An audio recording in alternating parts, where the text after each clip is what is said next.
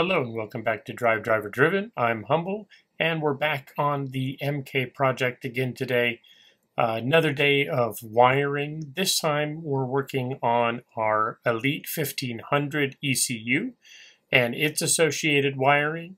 So what I've done is I've already mostly routed our wiring harness from the ECU up and around the engine. I'll get to a little bit of the route later.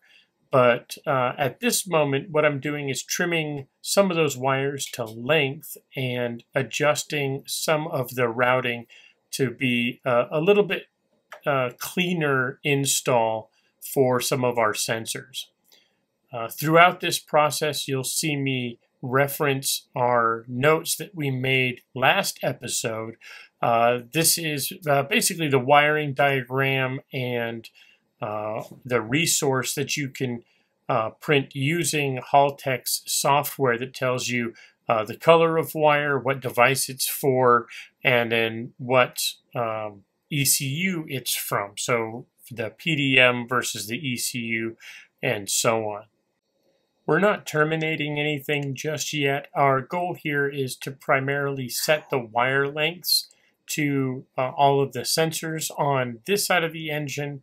We'll do the other side later, but really what I want to do is just set us up for an easier install when it comes to actually pinning the harness in a little bit. The forbidden spaghetti saga continues. There is a method to this madness. For routing, I've decided that I'm going to copy a little bit of what Honda did and do a little bit of a tuck harness, kind of a half and half deal. So we're going to bring the harness up next to the bell housing, and it's going to split, and everything on this side of the engine is going to go basically underneath the intake. And the harness itself will be zip tied up under the intake, so you can't really see it. There will be some lines that come up to our injectors. And then down below, we have our knock sensor, and that's really it here in the middle. And then all this stuff on the end is stuff that's going to actually go behind the intake plate. So that's our throttle position sensor, air temperature sensor, and our manifold pressure sensor. I've mentioned before about running a map sensor with an ITB setup. It's unusual. You can run without it for sure, but I've been told it does help with tuning, so we'll see. We'll see how that goes out. And then last but not least, we have our fuel pressure and temperature sender here on the end of the fuel rail, and that's pretty much all the wiring on this side for this harness. There's a couple more lines that I need to run for the starter. There's some positive power feed that goes between the alternator and starter, which I kind of like having them both on the same side of the engine. It'll really clean up the wiring. So you saw me set up shop on this side, and what I was doing is trimming all of our leads down to length. So down here is our water temperature and pressure sensor. This is our intake cam position sensor, our exhaust cam position sensor. This set of lines, which I already started putting some heat shrink on, this actually spins up, and these are to drive our coils. And the bit that I copied from Honda was normally the engine harness actually comes this way through this valley in this channel here, and then down through the rest of the motor and whatnot, because this is the firewall side on a K-series install. So this is like the RSX and stuff like that. So what I did was I routed the front part of our harness through this same channel. It's going to come down the side here, and then we have our VTEC actuation, our cam control solenoid, and then our oil temp and pressure sensor, and then down at the very bottom, down in here is going to be our crank sensor. And all that stuff can run down here, down next to the front of the motor. There's a couple places where I can zip tie that out of the way safely. And then it's nowhere near the exhaust here in this area. And if need be, I can put a little bit of heat shield, which I've got sitting on the shelf just for this bit here to protect it. I don't think I'll need it, but I might just do it for safety's sake. On to kind of our leftovers here. So this is a bunch of 12-volt lines that we're going to cut and tuck into the harness somewhere. Oh, these lines are for our wiper setup. So this is wiper park, our wiper motor power, our high power park sensor, and whatnot. This is all basically for our wiper motor. These two lines here, this is power for our injectors and for our coils. I'm going to splice these guys together and tuck them into the harness, make it look nice and neat. These guys here, so this bundle is stuff like our parking light control, main power control, our key on, and a couple of accessories for the chassis, which is why they're coming out of the PDM here. And I think that's really it. There's a couple of straggler wires here. We have an extra 5-volt and a couple extra grounds. And again, we'll just trim these short, cap them off, and tuck them into the harness so they're accessible if we need them, but I don't think we will.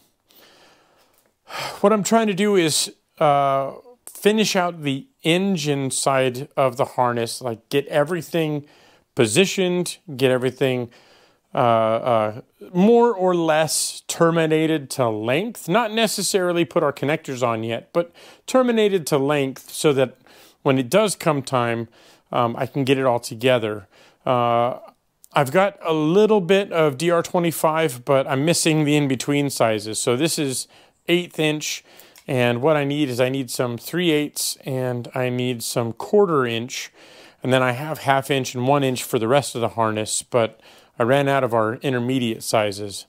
So I'm going to place an order for that, but in the meantime, this side is pretty much done. Now I got to do the other side, and it's going to be a lot of what you've already seen.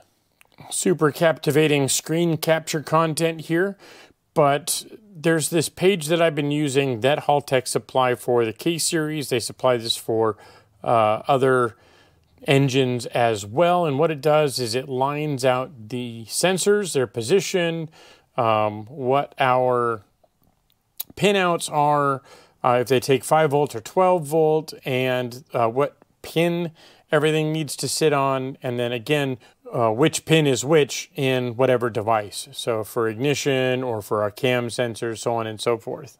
So what I'm doing is I'm just following that guide to make sure that I'm supplying the correct voltage for whatever sensor I'm using. So while most of these sensors, or I should say most of these Honda sensors and even some of the Mazda sensors that I'm using, they do use 12-volt input.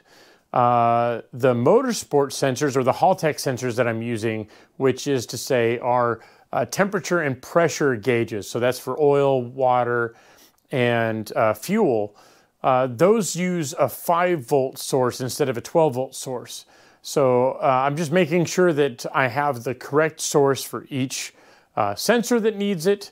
Some of these sensors, and we'll go over this more when I'm to that point, but some of these sensors don't have a power feed necessarily. You don't have a power source. So things like a VR sensor, instead of having a power and a ground and a source, they just have 2 lines that go to the sensor, and the result is sort of a sine wave that comes back across because of how these sensors work. And so you just want to make sure that you've got the right lines for the right sensors, the right voltages, so on and so forth. And then when you're hooking up any kind of input, like the map sensor, the cam sensors, and so on, you want to use everything as it's supposed to be. It's not always easy to find this information. I can't tell you how many forums I've scrubbed just looking for stupid things like the thread pitch of some of these different ports in the block. And while most say that the sensor ports in the K-series are British standard pipe thread or a Japanese equivalent, they're not all that way. In fact, some of them are just regular metric, like a M12 by 1.5. So you really need to be careful and do your due diligence when you're looking up this stuff. Luckily for our wiring, Haltech's done a lot of that legwork, so it makes my job a little bit easier. So I want to have a little bit better or some more information for you next time, connecting these sensors up, or at least how you identify different kinds of sensors. Something a little more meaty than this. Wiring is just hard. It's not captivating content, and it's a bit like watching paint dry. However, there is some useful information that I can share. So once I get a little farther into this, hopefully next time I'll have something put together I can show you guys. So that being said, thank you guys for watching, and I'll see you next time.